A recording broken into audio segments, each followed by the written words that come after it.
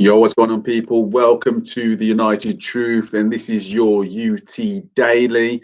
So we're going to go through some of these subjects right now regarding Manchester United. Right, so as you can tell, we're going to go through, first of all, Cavani. The biggest story of today, and that is literally Edison Cavani. Let me just sort this internet out. Think I'm breaking up a little bit.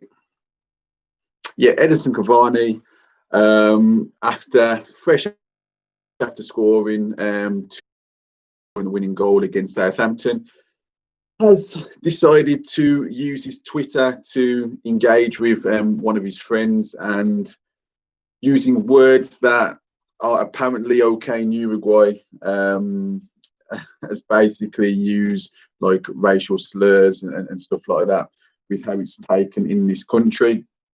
So for me, it's always about education. So it's like there's been an apology that's come out from the club and from the player.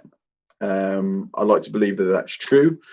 At the end of the day, for something to be as open as this, it reminds me a little bit of the Bernardo Silva, and it was the gollywog looking picture for Mendy, and thought it was quite funny.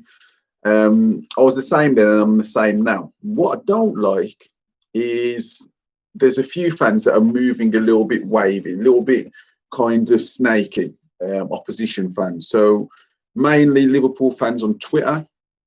And obviously there'll be Manchester United fans as well that like don't really condemn it. He's made a mistake and move on and so on and so forth. But the way people are moving on Twitter, it's kind of depressing. That I've seen a few people compare it to Luis Suarez.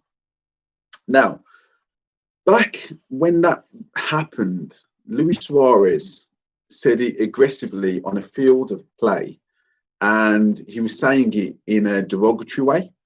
So when he did come out, and in his book he said that his grandparents called it him, and it's something that's normal in his homeland.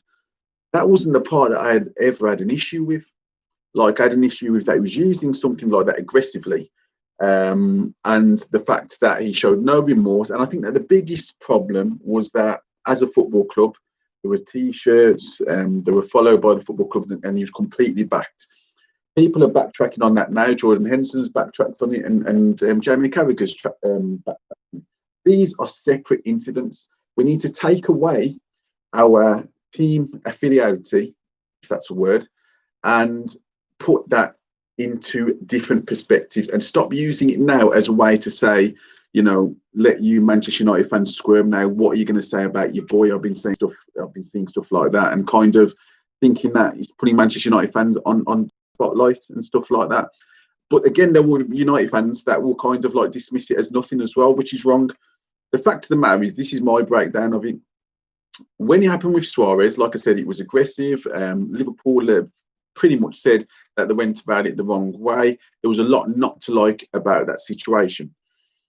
In this situation, the reason why I use the word education, I think it's one that's been flown around today, is literally you have got a team with Pogba, Martial, Rashford, AWB, Tuanzebe, things like that. Now, this guy has just literally scored the winner, and he's gone on to his Twitter, and he's one of his friends who have congratulated him on his goals, and he thought that was an appropriate response. We know that it wasn't an appropriate response, so that needs educating. So I was debating with somebody who's more affiliated with Liverpool, and he was just trying to find any angle that he could to. He said, apart from the T-shirts, he's done exactly what Suarez did. He used the same sort of words, so it's kind of the same. Apart from that, it's not the same, and it shouldn't be looked at that. The Suarez incident was completely separate. If Suarez had come out and said, if it was the same situation, Suarez come out and apologise and said, it didn't mean any offence, it's completely different. I'm not part of this cancel culture bullshit. I'm not part of that. So I'm not looking to cancel somebody just because I don't like the football club.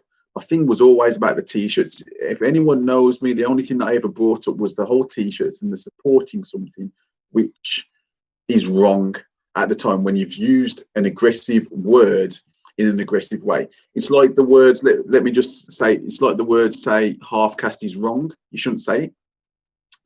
Now, there's a big difference because both are racist. So there's a big difference if I was aggressively calling someone half caste, even though that shouldn't be a word, or if I've said the words half caste and thought that it was okay and it was just normal to say it. Either way, they are both wrong, but they are in completely different contexts of how you've used the word. One is ignorant racism, so it needs educating, which is Cavani, and one was purpose racism, was racism purposely to cause some form of upset or some sort of anger to wind ever up. So it's not even a debate. It's not even a debate, and it kind of makes me sick. But then again, there's also United fans who are like, you know, everyone's going crazy over this one thing. It's nothing really. He didn't mean it. Blah blah. No, the fact of the matter is, he did mean it, and that's even more worrying. We're not from Uruguay, but that's even more worrying if that is normal language to use. But education is the most important thing, and I'm sure after this incident, he will be educated. When it comes to games banned and everything like that, I've been seeing you should be throw the book at him, blah blah blah blah blah. My thing is this: if they was to give him a 3-game ban, so be it. If there's going to give him a 10-game ban, so be it. I'm like that. If it was to give him no ban, so be it. As long as there's some form of education that goes along with it, I'm happy either way. And I think that this is where people need to understand that we're looking for a resolution. It's not always about cancelling somebody and trying to ban just because they play for a rival. It's about finding a resolution. Will this player learn from that? Has he got previous? You know, has he been known for this type of temperament before? Or is it just literally education? Like someone was saying to me that, you know, he's been in Europe for a long time now and he should know better. You can't really blame Uruguay. And I'm just like, well, he lived in Italy and he lived in France. I mean, France didn't even celebrate the World Cup in '99 as much as they should have because they felt it was an African win. And he lived in Italy, and we already know about Italy. Ask Balotelli about Italy. So the education might not be as vast as it should be. I mean, we have to educate people in this country. You know, people walking around and saying the word coloured, and, you know, they're used to saying these sort of words, like from the family members, not realising that it's wrong. So that's my final thing on that situation. I don't really want to talk about it too much. Whatever punishment happens, happens. As long as there's some form of education, there's some form of education.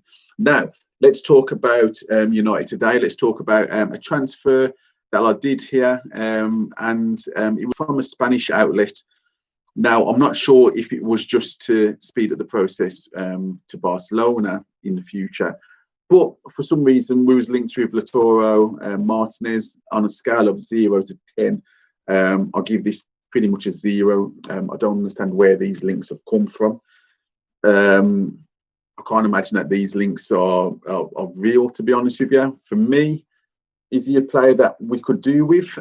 Potentially. But if I was going to ask for one striker in world football come the summer, looking for the future and just his qualities right now would suit our team, and that would be Haaland. It's as simple as that.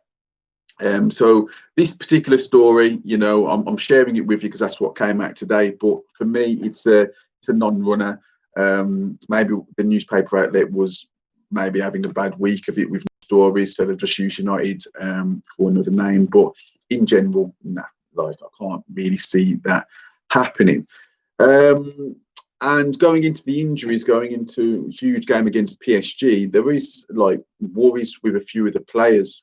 Alex Telles came off with a knock. Ole said that he had a little bit of a knock. It looked as though he was holding his groin.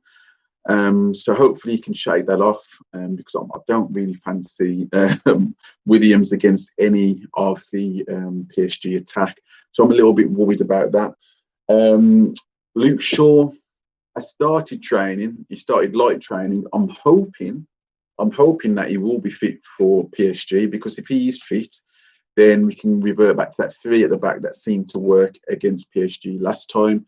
But if he's not fit, I have worries about PSG. Who else was injured? Let me think. Who else came out injured? Pogba. Apparently, he's touch and go whether he's going to be fit. Same as McTominay as well.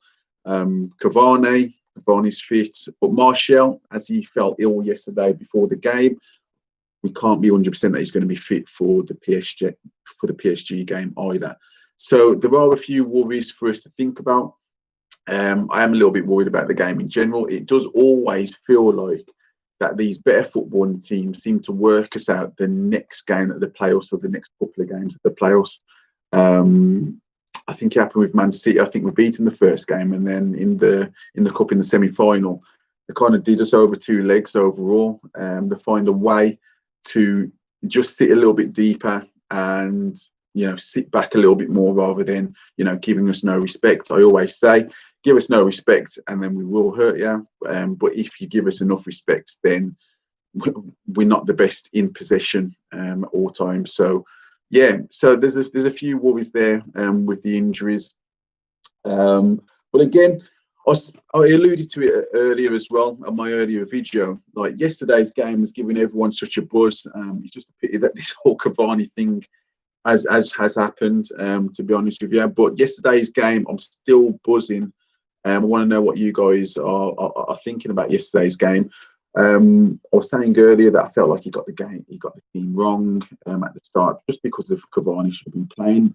But moving forward, looking how the league table looks, for me, it's looking a lot better. It's looking a lot better. I mean, we've got a game in hand against Burnley. I keep thinking that the game in hand is against Villa, but it's Man City against Villa and it's us against Burnley, so a winnable game.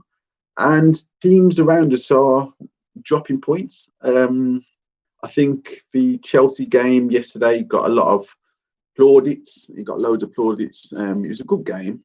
We got loads of plaudits. I think Jose got the plaudits for getting a draw and the usual stuff about masterclass. But for me, I'm kind of like, what was the difference between that and Chelsea when we played Chelsea and it was 0-0? Do you know what I mean? It was technical football, but it's kind of like there's an agenda. So when Jose does something like that, I thought Chelsea proved a lot more, to be honest with you, than what I saw from Spurs.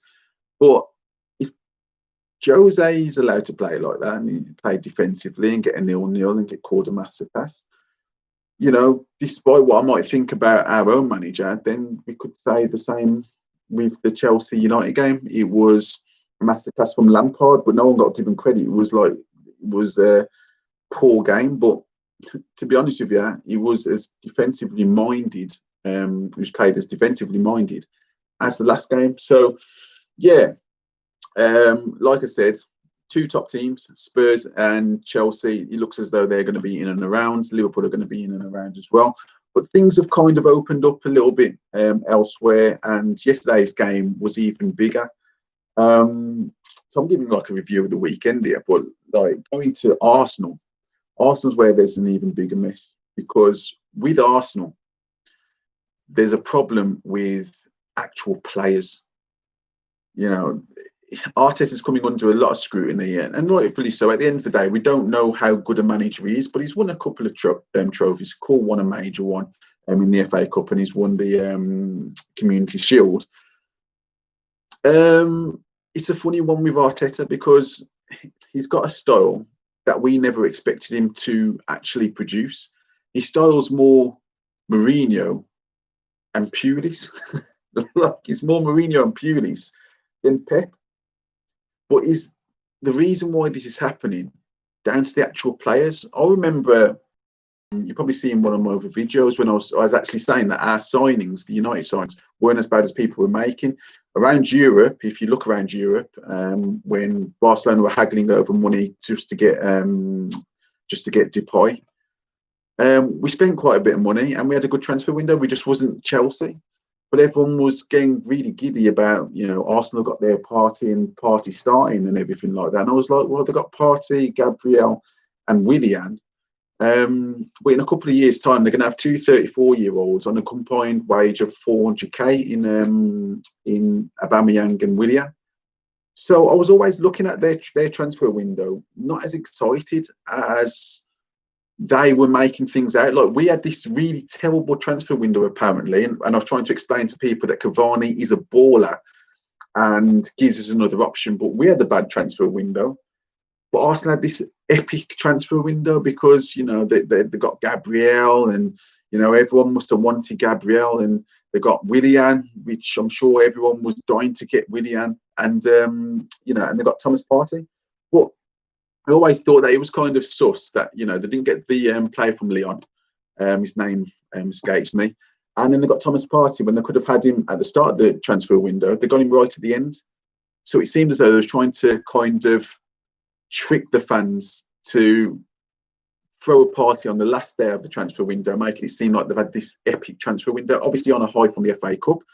But what's being proven right now is that Manchester United, like I said, the reason why I've been so annoyed with Ole, is we have got the players. I've been saying this since the Mourinho times. At that time, at different times we had Lukaku and players like that. I was saying it in the LVG times, not so much because I think he completely stripped the team. But in his first year, he had some good players.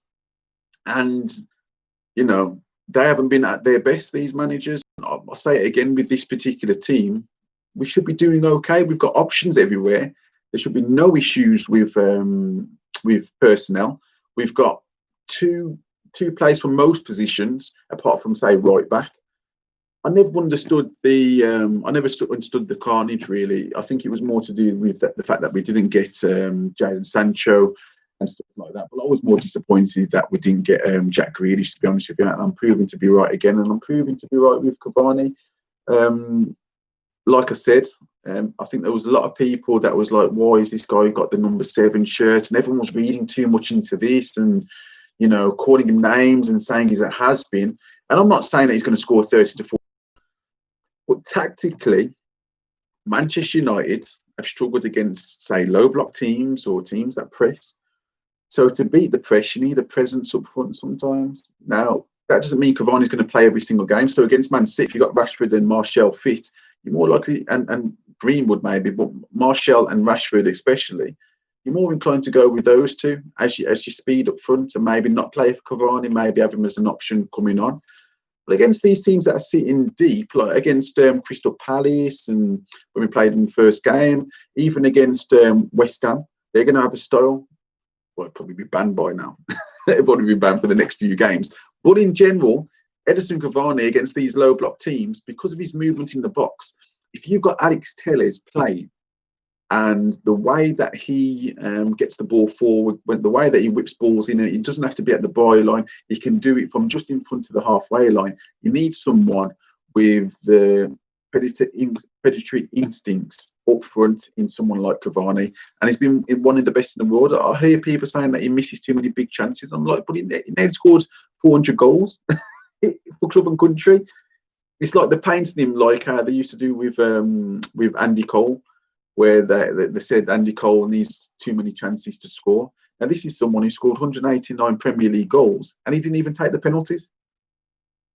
You know what I mean? So the consistency is kind of pathetic, to be fair. But with someone like him, and I was saying earlier, with someone like Bruno might be the person to then move out onto the right, because he's another one that can, cross balls from anywhere, or he tries something from anywhere on the pitch. And with the movement to Cavani in certain games, especially with a low block, this is something that we might need. We need a flat track bully. And we haven't had one since Lukaku. And that's not saying that we missed Lukaku, because in the big games, he didn't really show up. But in general, against the smaller teams, against the teams that are looking to defend a lot more, we need someone like that. And I think Ole's missed a trick. He missed a trick against Southampton, and then he rectified it in the end.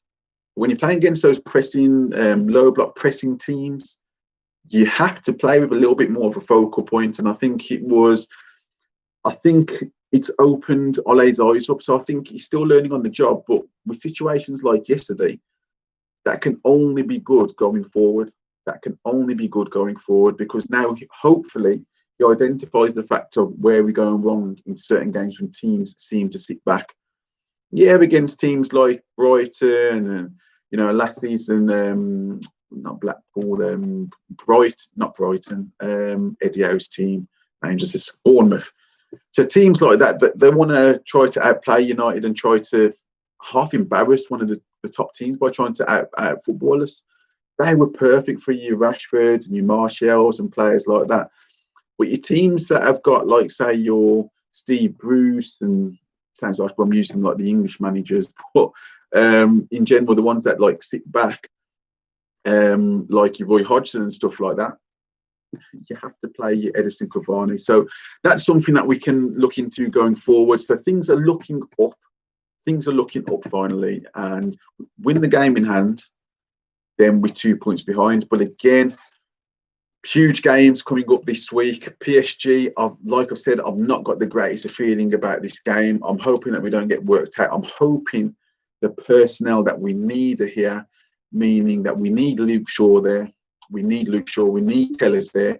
We basically need all the players who played the last game against them. It's imperative for me. If we can get the same starting lineup that started against them last game, I'm very confident. If there's injuries, if Luke Shaw's still injured, if Tellers is injured, and we're having to play William and stuff like that, yeah, it could be a long night. It could be a long night. But yeah, I'm going to do a proper preview show anyway. I'm going to do a proper preview show tomorrow. But yeah, guys, please smash a like and subscribe. And on to the next one, guys. See you later.